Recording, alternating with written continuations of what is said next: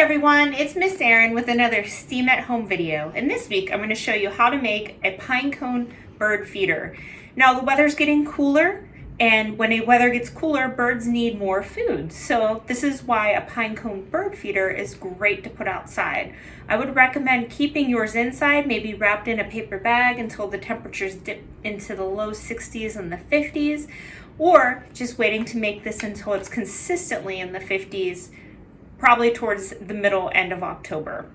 So for this activity, you're going to need some birdseed and a pine cone, some kind of string or ribbon. I recommend using a knife. This is just a plastic one. And for this one, I'm using shortening. It's also commonly known as Crisco. You could use peanut butter or you could use coconut oil for this. I know we have a lot of friends that have some peanut sensitivities, so if you come to the library to pick up a kit to make, you will get some shortening, some Crisco in your kit.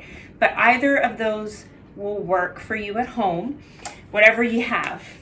So I'm going to put a glove on because I have some pine sensitivities.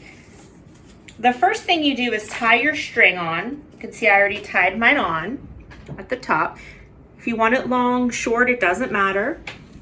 And then I started putting a little bit of this on. You won't need too much, definitely not more than a tablespoon. You want it to be thin and not lumpy on the pieces of the pine cone.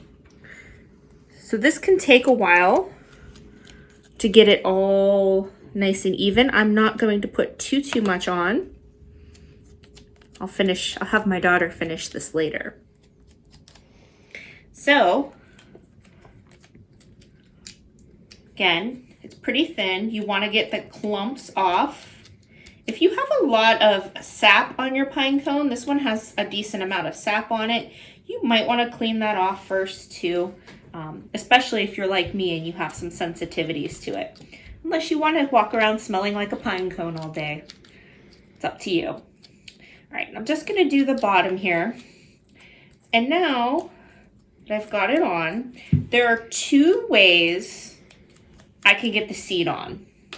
I could either take my seed, pour it in my tray or plate, and I could roll it around in there. Or I could just open up my bowl or my baggie here. I could take a little bit out with my hands, or I could just sprinkle it on. You can see it sticks very nicely on there. Maybe if you have that, when you have excess in here, you can put some on there too. So there's the bottom half of my pinecone bird feeder. Like I said, I'll have my daughter finish the rest and we'll stick it outside when the weather is nice and cool.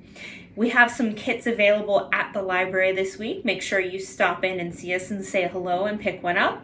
Let us know where you put your bird feeder and what you use, if you use the Crisco, and what kind of birds do you see? What birds like eating this bird seed? See you next week. Bye.